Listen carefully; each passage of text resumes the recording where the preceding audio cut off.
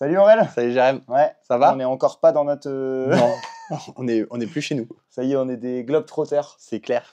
Bon, on vous fait cette petite intro après avoir tourné les images. Ouais. Parce que c'était mieux pour nous, pour vous expliquer un peu ce qui va se passer. C'est très sûrement une vidéo qui va sortir en 2 parties. On a eu la chance d'être invité par Marchlab à visiter la Joux-Perret, à la Chaux-de-Fonds. Alors c'est très cool parce que vous avez été beaucoup à nous suivre sur la visite de manufacture de Yema. Oui. Et on a beaucoup échangé avec vous autour de ça. Et là, de pouvoir visiter un motoriste Grande échelle, c'est surtout ça. à grande échelle, c'est hyper intéressant. Parce qu'on retrouve un peu le travail qu'on avait vu chez Yema. Oui. Mais Avec, fois 100, quoi. Et aussi avec beaucoup plus d'étapes de production. Oui. Entre les dessins, l'anglage, la décoration, il y a plein d'étapes qu'on sous-estimait. Pour faire un mouvement, il y a énormément d'étapes. Toi, tu t'attendais à ça? Non, et en fait, je retrouve, en fait, tu te dis que les motoristes, on appelle ça des motoristes. Pour nous, ils font du truc en grande série, Oui. en version usine. Oui. Et en fait, c'est peut-être eux les vrais manufs C'est ça. de l'horlogerie. Tu vois ce que je veux dire? En fait, on dit motoriste, mais là, on a vraiment visité une manufacture. Ouais. Mais complètement. Et qui est peut-être plus manufacture que beaucoup d'autres. Que certaines manufactures. On rappelle un peu la petite histoire de la Joux-Perret. Ouais.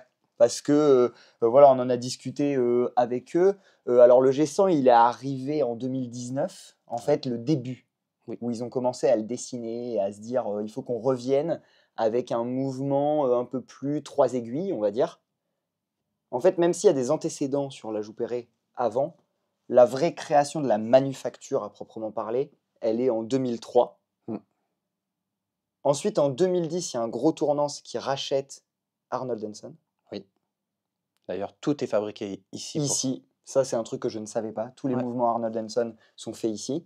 Jusqu'au tourbillon. Ensuite, en 2010 ou 2011, 2011 c'est Angelus. Ouais. Donc c'est quand même quelque chose. Ils font aussi les mouvements pour Angelus. Ouais. Et cette même année, le groupe Citizen rachète la totalité. Exactement. Ce qui, au final, les a aidés. On en a parlé avec eux, c'est intéressant. Les avantages d'être dans un groupe. Bah déjà, pour avoir des fonds, l'air de rien. Bien sûr. Pour avoir, mais aussi, eux, ce qui les a énormément aidés, c'est sur du partage de connaissances et du partage de savoir. Oui. Parce que quand Citizen te rachète, il y a Citizen, il y a Miyota, mais il y a aussi les achats qui ont été faits en amont sur Frédéric Constant, sur Alpina, sur Bulova. Ouais. Et du coup, ensuite, en 2019, ils se disent c'est bien de faire des mouvements pour Arnold & Son, pour Angelus, mais ils avaient envie de revenir avec du 3 aiguilles simple, qui sera ensuite déclinable facilement, mais revenir avec une vraie alternative au 28-24, au Sellita SW200. D'ailleurs, le G100 est gabarisé. Ils disent, en fait, si tu as une montre aujourd'hui, tu as une montre qui est emboîtée pendant 10 ans du Sellita ou du ETA, tu peux automatiquement passer sur un... Tu peux basculer. Ouais. C'est les mêmes gabarits. C'est un avantage parce que quand on lance un mouvement comme ça, le but est de faire du volume. Oui. Si on veut tenir des prix qui soient intéressants, il faut faire du volume. Et pour ça, il ne faut pas que tous tes clients doivent refaire une boîte pour accueillir ton mouvement. Ouais. Sinon, c'est trop... c'est trop contraignant. Et tu vas en vendre beaucoup moins. Et ils sont arrivés avec la Joux-Perret, un G100, avec de suite des très belles promesses. Le 68 heures de réserve. On en parle souvent que ça va devenir un standard. Là, le directeur de la Joux-Perret nous disait, mais bien sûr que dans quelques années, il n'y aura plus de 42 heures. Ouais. Et puis même leur approche, se disant, on a du très haut de gamme. On a, à côté de ça, ils faisaient aussi des mouvements très ponctuellement pour certaines maisons, de la complication. Oui. Mais se dire, je suis dépendant de Hermès, je suis dépendant de Louis Vuitton, je suis dépendant de Tag Heuer, des grandes maisons qui veulent sortir un truc un peu fou pour un Only Watch, pour un Genève, pour un truc. Tous passer chez Vaucher, toi, t'es foutu. T'es foutu. Ouais. Et du coup, ça leur permettait de voir un peu plus à long terme. De se dire, on a Angelus, Arnold & Son, on fait encore des dingueries si on nous le demande en sur-mesure, et on a du grand public. Donc exactement. Il couvre un peu toutes les phases de l'horlogerie qu'on voit à l'heure actuelle. Et il nous disait même, nous, on ne cherche pas de gros sur le G100. Oui. On veut que des PME. on ne veut pas être dépendant d'un client qui nous prend 80% de nos mouvements, parce que si demain il décide de plus travailler avec nous, bah on licencie des gens, on est dans... Et puis ils ont l'air hyper en échange et humain avec leurs clients, et que c'est des allers-retours. Et puis Alain et Marchlab en sont les témoins. C'est de l'aller-retour permanent avec leurs clients sur de l'innovation, sur qu'est-ce qu'on peut faire, sur est-ce que ça marche. Du partage, vraiment. Et Alain le disait, je ne suis pas le client numéro 1 de la Joux-Perret. On est arrivé ici, ils se prennent dans les bras. Ouais. Tu vois que depuis 2019, ils échangent ensemble pour essayer que ce mouvement il arrive de la meilleure des façons sur le marché. Du coup, après tous ces échanges ce matin, on a fait une visite complète de la manufacture. Ouais. Donc ça, c'est un peu l'introduction de ce moment, parce qu'on voulait vous emmener avec nous, parce que franchement, c'est impressionnant. Ouais. Ceux qui ont vu celle sur Yema, vous allez voir là, il y a encore beaucoup plus de choses à voir. Toi, tu étais derrière la cam, moi j'étais aux explications, j'étais comme un gamin. Ouais, Donc on vous laisse avec la visite de la manufacture, et puis on se retrouve dans quelques jours pour une petite interview avec Alain. Avec Alain, et ce lien toujours avec la Joux-Perret, ouais. Pourquoi Alain nous a amenés ici. Ouais.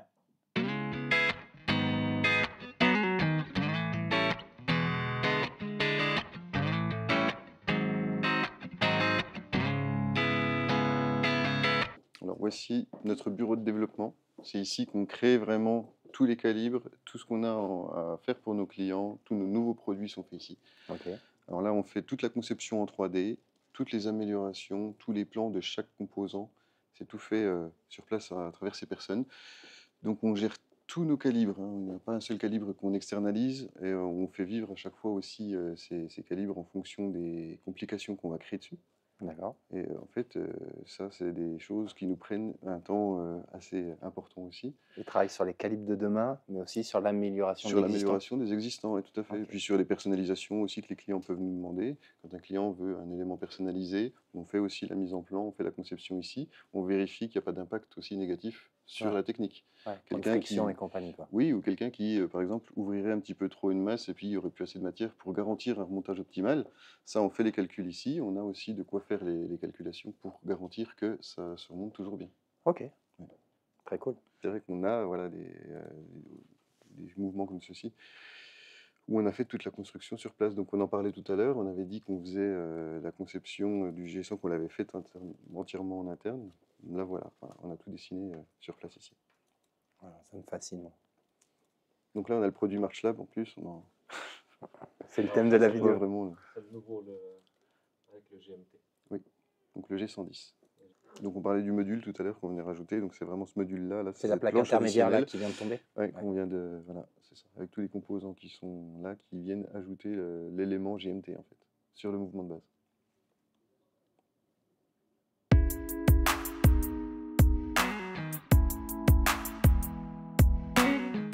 Donc oui, les composants, là on est au niveau du stockage. Donc ici, historiquement, on travaillait beaucoup avec des petits plateaux comme ça sur des armoires, mais on a dû aussi s'équiper différemment afin de pouvoir gérer des gros volumes avec les lean lift. Donc là maintenant, on a le même système que dans les pharmacies, où on va pouvoir faire venir directement les composants à nous. Ça nous permet de pouvoir gérer de beaucoup plus grands volumes et puis d'être beaucoup plus efficace. Qui va chercher la pièce. Oui, alors il suffit simplement de sélectionner la pièce qu'on veut sur le petit écran, la pièce vient à nous, ça nous permet de faire nos bacs. C'est ici qu'on va sortir tous les composants pour lancer à l'assemblage.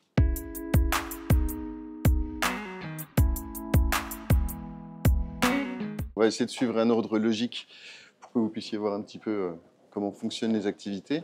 Commençons par la base, la matière. Sur le G100, il y a combien de...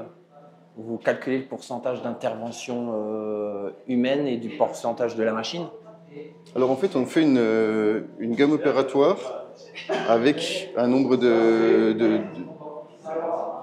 d'opérations selon un volume. Okay. Donc en fait, on automatise les opérations qui sont très très coûteuses humainement, et puis les autres qu'on peut encore gérer à la main, on les continue à les faire à la main. Mais dès le départ, en fait, on dessine un flux. Okay. Bon. Voilà, ici on est au niveau de la matière. Donc en fait, ici on a vraiment toutes les plaquettes, de toutes les formes et de toutes les matières différentes. C'est de là qu'on va produire les platines, les ponts. Donc on a des plaques de MyShore, de laiton, de cubé, de tungstène. On a vraiment toutes les matières. On a du titane ici, hein. Ici on a de l'acier. Donc en fait, on a vraiment toutes les matières qu'il nous faut, avec toutes les tailles qu'il nous faut pour pouvoir faire toutes les références qu'on a en stock. Ça représente énormément de matières, de plaquettes. Donc c'est des plaquettes dans lesquelles on a des petits trous qui servent aussi à guider sur les machines, afin qu'on soit toujours bien calé et puis qu'on n'ait pas d'écart entre plusieurs opérations. Donc on se recale toujours sur les mêmes perçages. C'est de la matière qu'on achète ou directement comme ça, ou qu'on vient aussi découper directement dans des bandes. Et quand vous créez un nouveau mouvement, par exemple quand on passe du 3 aiguilles au chronographe, vous essayez d'avoir un maximum de pièces en commun? Alors, dans la mesure du possible, oui, c'est pas toujours le cas. On ne peut pas toujours prendre les mêmes éléments. On est par exemple sur des mouvements qui n'ont pas les mêmes dimensions, donc on est forcément obligé de partir dans des plaquettes différentes entre les deux calibres déjà. Et ensuite, au niveau des composants, les roues, etc., elles ne peuvent pas avoir le même nombre de dents, elles ne peuvent pas avoir le même encombrement. Donc, on essaye, dans la mesure du possible, sur des composants simples, c'est-à-dire des goupilles, des vis, de pouvoir rationaliser. Mais c'est possible dans une certaine mesure. C'est pas toujours évident. Donc voilà, on a aussi donc des bandes comme ça dans lesquelles on vient découper. Voilà. Et puis là, on vient avec une grosse presse qu'on a derrière, découper des plaquettes comme on a là-bas. Donc une presse de 45 tonnes, et puis en fait quand on la lance, on découpe à la volée. En 30 minutes, on en sort déjà des cargaisons, on fait remplir des... Donc ça va très vite, et ça nous permet après de les avoir en stock et puis de pouvoir les utiliser directement.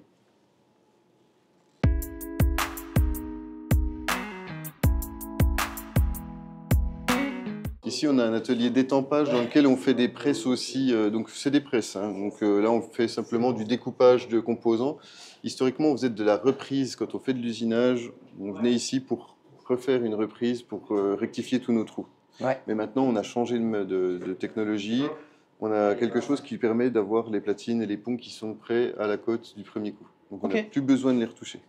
Donc, on a changé un petit peu de méthode par rapport aussi aux nouvelles normes. Parce qu'on doit travailler au laiton sans plomb. Et pour respecter ça, on a changé notre parc machine et puis notre process. Donc celles-là sont moins utilisées. Béton sans plomb. Ouais, ça fait partie des nouvelles normalisations. Il faut qu'on passe tous. À partir de quand? À partir de 2027, 8, 7. De toute façon, nous, on se prépare pour quand... Il faut que début 2027, nous, on soit tous en plomb. On s'est fixé cet objectif. Et puis là, on a justement changé notre parc machine et notre process. On travaillait avant sur des machines transfert, c'est-à-dire que chaque machine faisait une opération en ligne. Donc pour faire une patine, on passait sur 4-5 machines et chaque machine faisait le perçage pour le barillet, l'autre faisait la petite saignée qui va à côté, l'autre faisait... Et là maintenant, on a des robots drill qui nous permettent de faire directement les usinages tout d'un côté. Ensuite sur la deuxième, on fait les usinages de l'autre côté. Et puis on n'a pas besoin de faire de reprise après sur... Et ça, c'est la machine qui permet ça, c'est pas le laiton sans plomb qui est plus tendre ou qui c'est la machine. On a une nouvelle machine avec une autre technique. Et puis voilà, c'est un processus. Ça nous oblige à passer en fait avec des machines à huile. Alors qu'avant, on pouvait rester en machine à sec. Maintenant, on est obligé à chaque fois de passer en machine à huile. C'est parce que sinon, les copeaux, en fait, ça déchire la matière différemment, le fait qu'il n'y ait plus de plomb. Et du coup, ça nécessite de travailler avec de l'huile pour arriver à garder la même qualité en termes d'usinage. Et au niveau des qualités intrinsèques du laiton, c'est quoi le changement? C'est plus tendre, c'est moins tendre, c'est pareil? Il y a peu de différence en termes de matière, en fait. La problématique, c'est l'histoire de relargage et de risque. On va dire que là, en fait, maintenant, notre nouveau cycle est un petit peu plus long que celui qu'on avait avant. Mais même en changeant de machine, c'était plus court? Oui, alors c'est des machines qui sont un petit peu plus longues parce que du coup, elles vont être plus précises.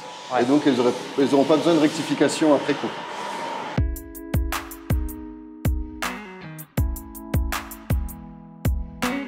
Voilà, je parlais de machines transfert tout à l'heure, c'est les machines qu'on a en fond là. On en a moins maintenant. Avant, on avait une rangée de machines telles qu'on a ici, qui travaillaient entièrement à sec. Et en fait, voilà, on faisait nos opérations machine après machine et on faisait une rectification à la fin. Maintenant, ce qu'on fait sur des produits comme le G100, c'est les passer sur des CN comme celle-ci, sur lesquelles on peut faire toutes les opérations d'un côté, d'un seul coup. Donc, on part des plaquettes qu'on a vues juste avant, et puis elles sont entièrement usinées pour arriver à l'image qu'on a là. Donc on vient tout faire à côté. Donc ici on va avoir tout l'usinage su sur cette machine. Ensuite sur celle d'à côté, l'usinage sous. Et la durée de vie de l'outillage sur Alors on les change assez régulièrement, mais bon c'est des outils assez durs qui permettent quand même de faire une bonne partie de série avant qu'ils aient besoin d'être changés. Après, on a quand même beaucoup d'outils, hein, donc le but, c'est quand même qu'ils aient une certaine durabilité. Ouais. On ne soit pas obligé de les changer toutes les 400 pièces. Donc là, il y a plusieurs machines qui font du G100, quoi. Voilà, ouais. Mais chacune va avoir une fonction. Sur celle-ci, ça va être l'usinage su. Celle-ci, l'usinage sous. Et ensuite, on va avoir les perçages. On va être sur celle-ci. Donc là, on peut voir hein, les platines. Voilà. Là, on va pouvoir voir après le détourage, c'est-à-dire le découpage aussi de la forme générale. Ici, on fait les trous, hein, tous les alaisages. Et donc, c'est ça l'huile, quoi. Ouais, voilà. Maintenant, on travaille avec de l'huile comme ça pour avoir un bon aspect de surface et éviter l'usure des outils. Tout à l'heure, tu me demandais si on avait besoin de changer les outils souvent. Le fait de travailler à l'huile, ça évite aussi d'avoir une usure prématurée de l'outillage. Et l'huile, c'est recyclé? Oui. Ouais. L'huile est recyclée. Alors, elle est recyclée et ça décharge les copeaux. Ok. Donc, elle revient est nettoyée. Elle revient toujours propre. Et ensuite, on n'a qu'à changer les copeaux. Et l'huile, au bout d'un moment, est forcément changée aussi. On l'envoie au recyclage chez des spécialistes. Ah ouais, trop bien. Ouais. Et ici, sur ces machines, on va venir faire le détourage, c'est-à-dire voilà, découper vraiment la forme. Donc, on va dire avant que ça arrive sur ces machines-là, et après, ça on va avoir une forme comme ça. Et ensuite, on va venir découper la forme circulaire pour avoir cette forme de platine qu'on connaît. Très cool. Voilà. Donc là, entre 4 machines, on va déjà pouvoir avoir toutes les platines qui sont produites. Et donc, c'est des machines qui sont capables aussi de travailler en toute autonomie. Une fois qu'elles sont paramétrées, ça roule, on peut... Par contre, quand il y a un cycle de production sur du G100, elles ne peuvent pas changer. Alors, pas automatiquement, ça nécessite que nous, on adapte le programme et puis qu'on change les posages et les outils. Et vous faites des cycles de production où une machine, une fois qu'elle est programmée, elle reste sur ce... Alors, on fait des campagnes. Maintenant, c'est vrai que comme on monte beaucoup sur le G100, on va avoir une grosse campagne de G100. Okay. Et on va travailler principalement là-dessus. Mais c'est des machines qui sont aussi amenées à un moment, quand on aura une bonne campagne de G100 d'avancée, de pouvoir passer sur du chrono, par exemple, ou sur du mouvement manuel. Après, l'idée pour grossir, c'est avoir plus de machines et laisser des machines dédiées à chaque mouvement. Alors, ce serait, dans l'idéal, quelque chose d'envisageable quand on aura suffisamment de machines. C'est un investissement qui est massif aussi, hein, les machines ne sont pas données. Et puis, pour l'instant, on arrive à gérer tous nos produits avec ces machines-là. Avec ce parc-là. Mais effectivement, le jour où on va avoir besoin de monter en volume, on aura certainement besoin de rajouter des machines et peut-être de les dédier à une typologie de produit, très certainement. Là, on a encore d'autres machines, des robots drill aussi, qui vont fonctionner de la même manière que les autres, mais sur lesquels on installe des modules de retournement pour ne pas avoir besoin d'avoir plusieurs machines, une qui travaille dessus, une qui travaille dessous. Les machines vont être capables de prendre les pièces, travailler d'un côté, puis retourner les pièces pour travailler de l'autre côté directement. Un peu plus performante, celle-ci, c'est nous. C'est des machines qui sont un petit peu plus grosses, qui sont plus adaptées pour faire... alors, en termes de performance même, d'usinage, elles vont avoir les mêmes fonctions. Elles vont simplement avoir des modules en plus pour pouvoir leur permettre de travailler un petit peu différemment. Celles-ci, c'est des machines sur lesquelles on fait des plus petits volumes, des plus petites séries. Ça va être plus sur du tourbillon ou des mouvements manufacture. Ah d'accord. C'est pas tout à fait le même cycle qu'on utilise sur celles qui sont ici au centre. Et donc voilà notre parc, c'est ici qu'on va faire les laitons, donc platine, pont, masse oscillante, sur tous nos calibres, tout est fait ici. Donc là, on a fait les platines de l'autre côté. Ici, on va être plutôt sur les ponts. Ok. Ce qui fait que finalement, sur ce petit îlot de machine, on va pouvoir faire l'entièreté d'un mouvement. Combien vous pouvez sortir de mouvements par jour? Alors par jour, c'est difficile de parler par jour finalement. On va dire, on va plutôt parler par mois, parce que selon les produits qu'on passe, on va avoir plus ou moins de temps de cycle. Sur des chronos, c'est quand même beaucoup plus long, par exemple, il y a plus de ponts et puis il y a plus d'usinage aussi que sur un mouvement 3 aiguilles. Sur les mouvements 3 aiguilles type G100, on est sur environ 4000, un peu plus de 4000 pièces par mois. Sur des mouvements chrono, on est aux alentours de 1000. Après, on a aussi des mouvements manuels, comme on avait vu tout à l'heure, sur lesquels on a à peu près aussi 1000 pièces par mois. Et là, les machines tournent tout le temps? On a aussi des équipes de nuit qui viennent. Alors, c'est des équipes réduites. Hein. La journée, on essaye de faire un maximum pour que la nuit, on est juste un personnel réduit qui vient juste nourrir les machines. Les programmations sont déjà faites, ils viennent, ils chargent, ils déchargent ce qui a été fait, ils les mettent au lavage. Et en fait, eux, ils font un travail plus d'entretien de production. Ok.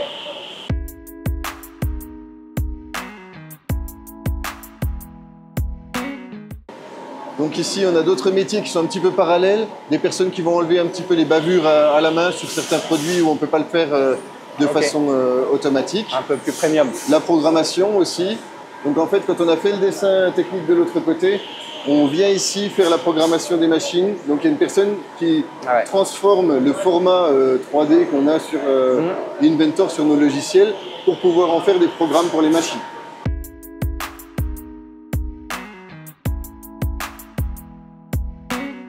Et là, on a du contrôle en cours de production.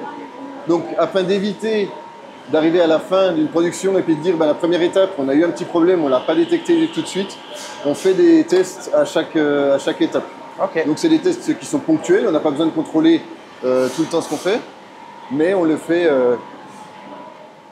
on a des machines qui sont en mesure de... Voilà, on est en train, par exemple, ici, de contrôler les positions, savoir, être sûr qu'on est bien calé dès le départ avant de commencer une grosse prod. Ok. Donc là, on limite déjà tous les risques de problématiques qu'on pourrait avoir. C'est un contrôle préalable. Okay. On fait une petite série au départ, on contrôle, si tout est OK, on fait le lancement. Ouais. Et donc on le fait étape par étape. On a des machines qui sont capables aussi de travailler en toute autonomie, ces machines-là. Captent elles ont un capteur, elles sortent un dessin technique. Et puis, en fait, elles viennent se caler sur leur dessin et vérifier par elles-mêmes si tout est en position, si toutes les coordonnées X, Y sont bien respectées. Donc ça nous permet de garantir que quand on sort les pièces de l'atelier de fabrication, les machines, elles n'ont pas tourné pour rien. Quoi. Et puis qu'on n'a pas commencé à faire des séries de 8000 pièces pour dire à la fin, les 8000 sont mortes, on repart à zéro. Ouais. Parce que, outre le coût de fabrication, on a aussi le prix de la matière première qu'on aurait perdu.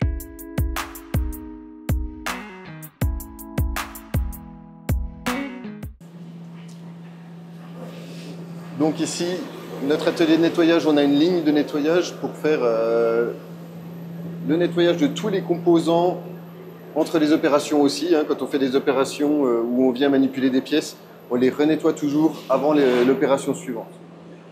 Donc on a des programmes, on ne passe pas dans chaque bain, on a des programmes où on sélectionne les bains qu'on veut utiliser selon les pièces. Les pièces, des fois, elles sont même pas évidentes à voir tellement elles sont petites sur certains porteurs. On va voir, mais il y en a de toute façon plusieurs qui travaillent en même temps. C'est des nettoyages par ultrasons, on a aussi des traitements, des petits traitements de surface oléophobes pour permettre à l'huile de rester en place sur les mouvements. Comme par exemple dans ce bac-là. Ça, c'est un traitement qui sert à garder l'huile en position pour éviter que l'huile ne dégage. Ouais, exactement. Donc on a et du nettoyage et aussi des petits traitements comme ça, traitements liquides. Donc ça, c'est une étape aussi qui se fait entre chaque opération. Donc ça fait beaucoup de tournus sur ces machines-là, puisque selon les gammes opératoires, on a des composants sur lesquels des fois il y a 10-15 opérations en interne. Entre l'usinage, ensuite le polissage, le sablage, le garnissage, etc. Ça fait vite de très longues opérations. Et puis entre chaque, on repasse tout sur ces machines-là. Donc ça tourne. Énormément d'étapes dans un mouvement. Ouais.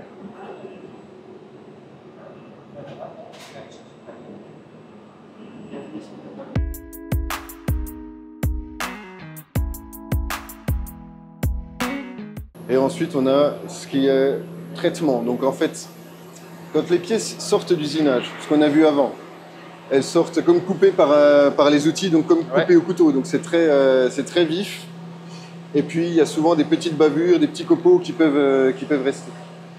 Et là, ce qu'on fait sur ces machines-là, c'est enlever tous les copeaux, faire tous les petits traitements pour pouvoir avoir une pièce qui soit utilisable directement, qu'on n'ait pas besoin d'ébavurer à la main, par exemple, et puis qu'il y ait aussi un aspect qui soit présentable.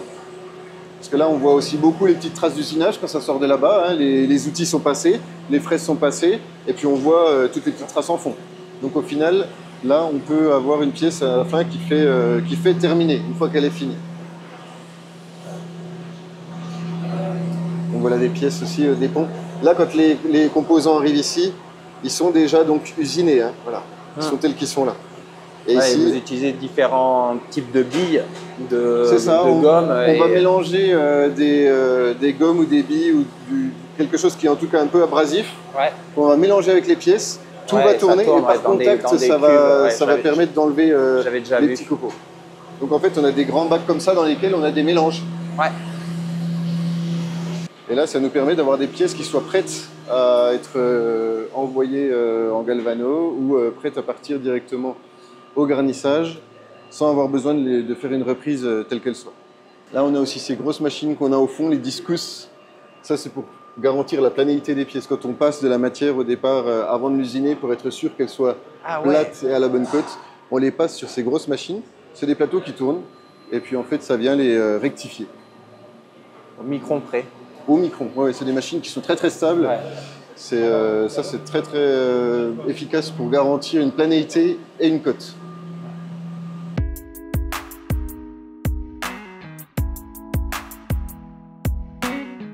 Ici, tout ce qui est tournage, tous les composants qui sont axes, pignons, roues, vis, goupilles, les pieds vis, etc. Tout est fait sur des décolleteuses. Donc le principe, c'est celui d'un tour comme on a derrière. Hein. Ouais. Sauf que là, on est sur des machines qui sont automatisées. Donc voilà, on va dire la moderne et l'ancienne. Mais c'est en gros le même principe. Après, on est sur des machines aussi avec un stockage de matière derrière. Donc de la même manière, il y a des barres de matière. Ouais. Une fois qu'elles sont réglées et puis qu'elles ont leur production à faire, elles tournent en toute autonomie. Et les pièces sortent où? Elles descendent après, les pièces. Elles descendent. Ouais. Et puis elles sont stockées en bas et viennent les rechercher quand elles sont prêtes. Ok. Toujours de la même manière, hein, âgé d'huile pour pouvoir garantir un bon état de surface et puis une usure des burins qui ne soient pas prématurés. Et donc on a tous les burins qui sont sur l'axe là que vous voyez, donc il peut changer d'outil et puis venir travailler avec différents outils selon ce qu'il a à faire. Tu as la matière derrière et ça débite des pièces, elles tombent en bas et après elles sont faites. C'est incroyable.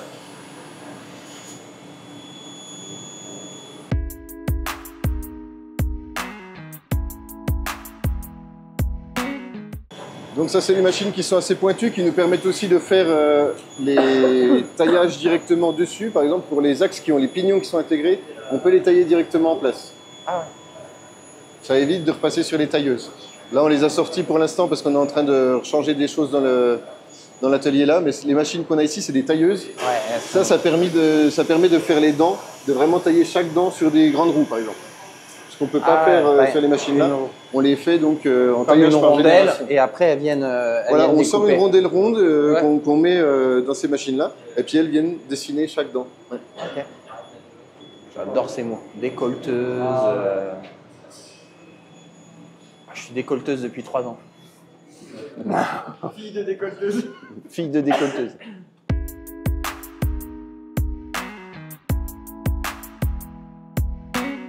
Ici, on n'a peut-être pas l'impression, mais on est dans une salle de séance. Tous les matins, on se rencontre. Les équipes, tous les responsables d'équipe se rencontrent ici tous les matins pour faire un petit point sur la situation, sur les problématiques qu'ils peuvent avoir et puis comment les solutionner au plus vite.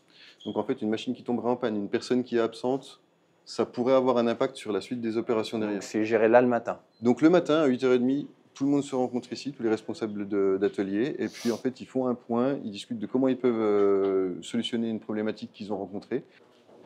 Là c'est les toilettes. Il ne peut pas visiter.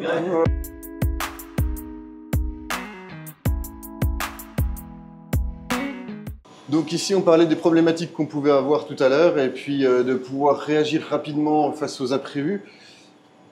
L'atelier de mécanique qui participe beaucoup à solutionner aussi les problèmes qu'on pourrait avoir ponctuellement. Si on a un outil qui est cassé, ils sont capables de le remettre en place. Les étampes, on les modifie, on les fait ici. Les outils, on peut aussi les faire ici, les outils de découpe, plutôt que de dépendre d'un tiers. Donc si on a un outil qui pète, on peut rapidement trouver des solutions. C'est vraiment les mécaniciens. Quoi. Donc ici, c'est vraiment des mécanos. Là, on ne va pas faire de composants. Ici, c'est vraiment pour faire les outillages, les posages l'entretien de machine, des modifications d'outils. Et en fait, voilà, c'est quelque chose auquel on ne pense pas instinctivement quand on se dit manufacture. Il y a de la fabrication, des choses comme ça. La mécanique, on n'y pense pas forcément. Mais c'est quelque chose qui est important. Et, ça pourrait être sous-traité aussi, mais disons qu'après, le délai en sous-traitance est toujours quelque chose qui... Ah ben complètement. Si aujourd'hui on a un outil qui pète et puis qu'on doit demander à Dixi de nous fournir un outil, ben, il faut qu'ils nous passent dans leur flux, ils ont d'autres commandes, ils ne peuvent pas réagir en disant bon, ben, on va passer ça directement parce que la Jouperet nous l'a demandé. Alors ici, on peut modifier très facilement nos outils et puis on peut réagir dans le quart d'heure. La séance qu'on fait le matin, on a un problème avec un outil, ben, on passe là-bas sur les machines pour rectifier les outils. À 9h, ça peut être prêt. Hein. Oui. Donc en fait, voilà, on a aussi donc, les petits tours pour faire les posages. On fait aussi les posages, on fait tout ce qui peut nous être utile.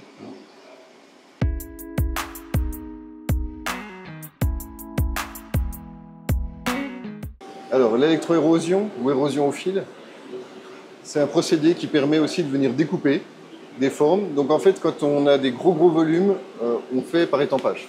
Donc des petits ressorts, on vient les presser et puis en fait, on les découpe par étampage. Et là, on peut faire de très grosses séries.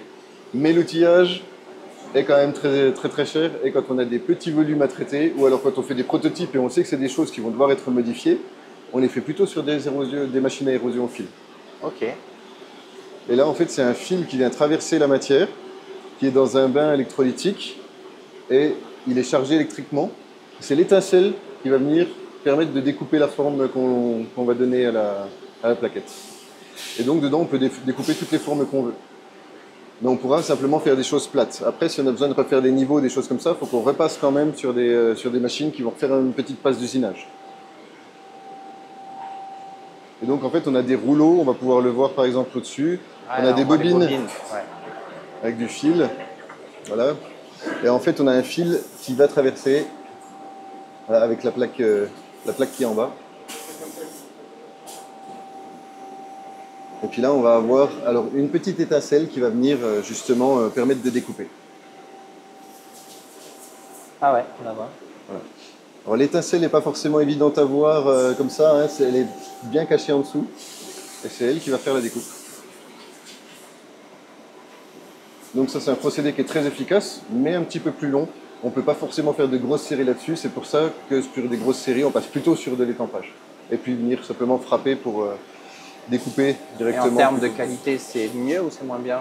C'est équivalent, mais un étampage c'est une découpe, donc de toute façon c'est très régulier.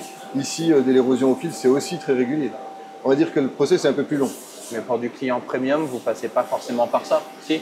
Si, ben, principalement parce que finalement, refaire une tête d'étampage, ça peut être un outillage à 50 000 francs. Ouais. Si on parle de petits volumes, est-ce que ça vaut le coup de développer une tête d'étampe à 50 000 francs? Des fois, c'est mieux de le faire. Le process est un petit peu plus long, ça prend plus de temps, mais la qualité est très bonne. Et puis, on n'a pas besoin de faire un outil spécifique. Ça, c'est aussi très utile pour les protos, parce que finalement, sur une étampe, quand on a quelque chose qui vient découper, c'est un outil qui a exactement la forme qu'il nous faut. Et là, pour le modifier, ça devient très compliqué. Alors que là, c'est de la programmation. On demande de suivre un chemin. Ouais. Donc au final, ici, si on fait du proto, on fait un essai, et puis on s'aperçoit que finalement, il y a peut-être une cote qu'il faudrait qu'on affine un petit peu. On modifie le programme et puis ça nous permet de faire la pièce picobello comme on veut, sans grands efforts. Ouais.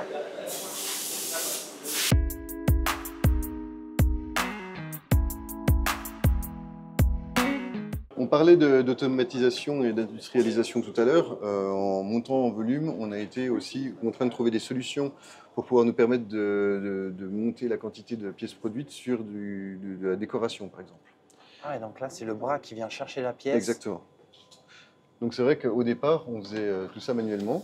Ouais. Maintenant, on a trouvé des solutions industrielles pour pouvoir faire aussi des côtes de Genève sans avoir des rangées de machines qui nous fassent les côtes. Donc là, on a un bras qui vient charger la pièce sur le posage, la pièce qui vient faire son travail, et puis on a aussi une machine qui est capable de changer elle-même son papier. Donc là, derrière, on a une petite charge de papier ici. Quand le papier est usé, elle vient poser le papier usagé dans celle-ci, prendre le suivant, et puis comme ça, on a toujours des pièces avec une qualité optimale, on n'a pas de problème de papier usé. Et là, C'est très pratique. Donc ça, c'est des solutions qui restent industrielles. On ne le fait pas sur tous les calibres. Hein. Les calibres qui sont très haut de gamme, on continue de le faire à la main. Quand on fait des produits plus volumiques, on a ce type de solution. Et donc ça permet aussi de pouvoir travailler en temps masqué. Quand les gens partent en pause ou partent le soir, rentrent chez eux, ça continue de travailler. On a quand même comme ça aussi une production qui ne se perd pas. On continue de produire. Juste à nourrir la plaque, quoi. Exactement. Et c'est pour ça que je disais qu'on avait une équipe aussi de nuit qui venait, justement, pour pouvoir récupérer les productions faites et puis pour pouvoir recharger. C'est dingue. Et donc, on a encore des opérations qui se font de manière manuelle. Ouais. À côté de ça, là, on est en train de faire du biseau. Hein. Le petit angle qui est poli sur les G100, il est fait comme ça.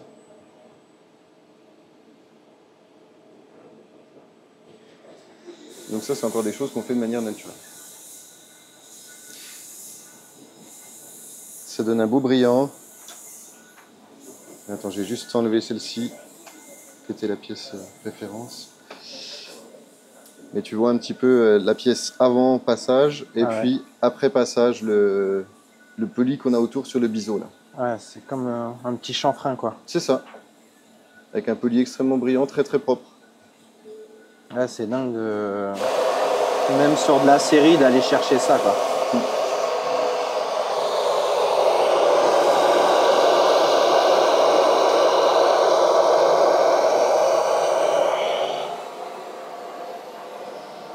Donc là, c'est le même principe aussi. Avec un diamant, on vient faire le chanfrein aussi poli.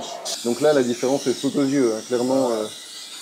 Et ça, c'est un travail qu'on fait vraiment sur toutes les petites poches. On vient refaire tous les anglages comme ça. Ah, c'est dingue. Ouais.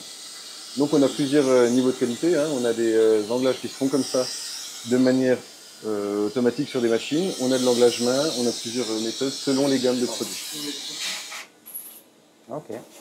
Bon, on essaye toujours de trouver des solutions pour avoir un produit qui esthétiquement est quand même un petit truc. Le bon compromis entre prix et finition. Quoi. Exactement, avec des moyens différents. Disons qu'après, sur un tourbillon avec une valeur très très élevée, on va continuer de travailler de manière traditionnelle avec de l'anglage main. Et puis là, sur des produits qui sont un petit peu moins chers, où on a quand même des impératifs de prix, mais on cherche de la qualité, on a des solutions qui nous permettent d'atteindre des prix plutôt raisonnables avec une très bonne qualité. Est-ce que c'est pas aussi un truc de se dire c'est mieux à la main parce qu'une machine aujourd'hui peut être peut-être aussi performante qu'un homme? Disons que la machine, elle va faire quelque chose qui est très très régulier, qui est très très propre, limite parfait. Et aujourd'hui, on vend quand même des montres, ça reste un objet de rêve, ça reste quelque chose de très vivant. Et je pense que ce que les gens cherchent, c'est beaucoup le fait main et même le petit défaut, je dirais. Avoir quelque chose qui est fait main où on s'aperçoit qu'il y a une petite irrégularité parce que ça a été fait à la main par quelqu'un qui a pris le temps de le faire, c'est peut-être même plus vendeur que d'avoir quelque chose qui est vraiment parfait. Ouais, peut-être. Là, par exemple, ce qu'elle est en train de faire en polissage main, c'est faire tous les polis comme on a par exemple sur ces petites roues. Là, faire une roue complète, faire tous les bras, dessus-dessous, c'est à peu près 3 heures de travail. Ah oui. Mais effectivement, si on le regarde de très très près, on verra peut-être un petit peu plus d'irrégularité que si on l'avait fait sur une machine. Mais c'est ce qui va être recherché. C'est ça qui fait la valeur des choses. C'est le savoir-faire, c'est la technicité, c'est le temps qu'on y met aussi. Et là, par exemple, elle a protégé des pièces. Ça, c'est des choses avec une machine, on n'aurait pas forcément besoin de le faire. Mais c'est vrai que c'est toutes des opérations. La protection qu'elle met dessus, cet aspect rose, là, c'est pas un décor, c'est simplement pour protéger la pièce. Le reste qui a déjà été fait. Voilà, exactement. Pas abîmer. Et donc, en fait, ça, c'est des choses qui rentrent aussi en compte hein, dans le calcul du prix. En fait, c'est toutes des choses, on s'en aperçoit pas. Quand on voit la pièce au final, on ne sait pas tout ce qui a été fait avant. Mais il y a énormément de petites opérations comme ça qui sont finalement cachées, qui font la valeur de la pièce. Et là, on continue de faire aussi des décors de manière traditionnelle. Ça, c'est du satinage circulaire, sauf erreur. Oui. On a vu tout à l'heure les côtes de Genève qui étaient faites comme ça industriellement. On a encore des machines comme celle-ci qui permettent de faire le même type d'opération manuellement. Donc en fait, là, on est en train de faire un soleillage, mais c'est une machine sur laquelle on peut aussi faire une côte de Genève. Okay. Donc, comme je disais, selon le produit, selon la gamme, c'est des choses qu'on fait encore aussi de manière, entre guillemets, ancestrale.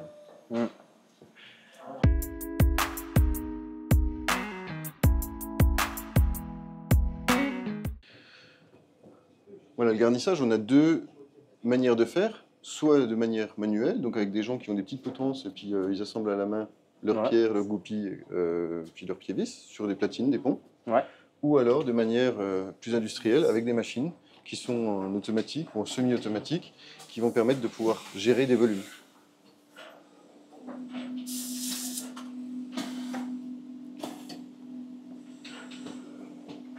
Voilà par exemple une machine qui va venir poser des pierres sur des platines. Bonjour. Ceci est en semi-automatique, on la charge manuellement, on contrôle aussi manuellement, mais ça lui donne aussi beaucoup plus de flexibilité. Si on a besoin de changer le type de composant qu'on a besoin de garnir, c'est assez facile d'accès. Ok.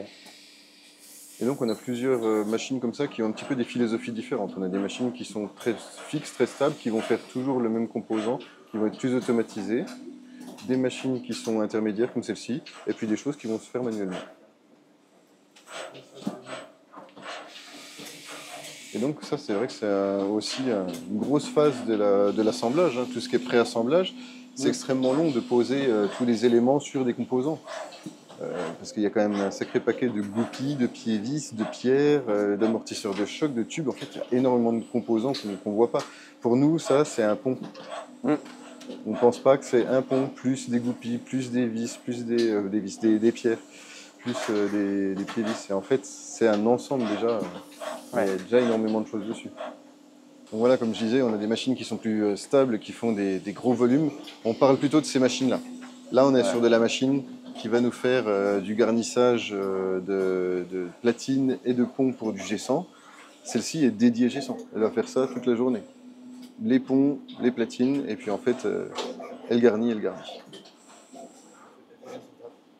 Donc elle vient prendre toutes les pierres, les goupilles sur les petits plateaux qu'on a là, et puis elle vient les chasser sur la platine qui est là-bas. Donc on a l'approvisionnement. Ouais, elle prend les petites pierres qu'on a dans les petits plateaux dorés là, en laiton. Ah, les petits volumes. Oui. Elle va en mettre combien là de pierres? J'ai plus le nombre sur un G100, on pourra refaire le tour tout à l'heure, mais il y en a quand même quelques-unes. Hein. Sur un G100, en tout, il y a 24 rubis. Bon, alors sur la platine, il doit y en avoir environ la moitié, on va dire 12. En parlant que des pierres. Parce qu'on a aussi les pieds vis pour chaque vis, les goupilles, et puis comme je disais, amortisseurs de choc, tubes, il y a pas mal d'éléments qui viennent se mettre dessus quand même. Hein. C'est pour ça que faire ça manuellement, avec quelqu'un avec une petite potence qui vienne poser toutes ces pierres et puis ensuite mesurer qu'il a la bonne tolérance, ce serait impossible. Il nous faudrait une usine rien que pour faire du garnissage. Donc là, c'est assez bien industrialisé. D'un côté, on a la petite machine derrière qui vient, elle, approvisionner les plateaux. Ok. Donc ici, voilà. Ok, elle met les rubis sur le... Non. Les rubis, les goupilles, tout ce qu'on a. Elle vient les mettre dans le bon sens directement. Donc en fait, il y a un sens pour mettre les pierres. Puisque d'un côté, on a un petit huilier. Donc là, on a un petit bol vibrant au fond. Elle fait une photo. Vous allez voir un flash vert à un moment quand il aura fini. Bon, ben là, ça va durer un certain temps. Il fait une photo. Et en fait, il identifie toutes celles qui sont dans le sens qui l'intéresse. Et il vient piquer toutes celles qui sont dans le bon sens. Et ensuite, il vient vibrer, donc retourner les pierres. Elle reprend une photo et après, elle finit de garnir. Et ensuite, les petits posages là sont prêts à utiliser sur la grande machine. Et là, ça alimente ça là-bas. Voilà, ça, c'est ce qui va alimenter après la grosse machine de garnissage pour le G100. C'est dingue. Donc ça, c'est aussi assez intéressant à voir travailler, je trouve assez marrante, mais c'est très précis parce qu'il n'y a jamais un élément qui est au même endroit. Et elle arrive toujours à aller chercher... dans le plateau, parce que quand elle vibre, ça... Ah bah, ça part dans tous les sens dans le plateau, hein, y a pas de... Et donc là, la force aussi de cette machine, c'est de pouvoir analyser en temps réel sur l'écran qu'on a là, les pièces qui sont posées, et puis s'il y a eu un problème quelque part, s'il y a quelque chose qui a cassé, on a quand même une analyse qui se fait en direct. Il a senti qu'au niveau de la force de pression, il y a quelque chose qui n'était pas cohérent. Là, il nous isole la pièce. Il nous dit, là, il y a eu un problème. Donc, en fait, voilà, là, il analyse tout ce qu'il fait. Donc, la machine, finalement, elle est en totale autonomie, elle aussi. Une fois qu'elle est lancée, elle va faire des platines. Et puis là, des assemblages de composants. Là, par exemple, on est en train d'assembler une roue qui est sur le G100 aussi, qui va être en lien avec la masse oscillante, donc avec son pignon. Donc, il va venir de la même manière... identifier la position des roues, venir piquer la roue, venir piquer le pignon et faire l'assemblage. C'est un rivetage.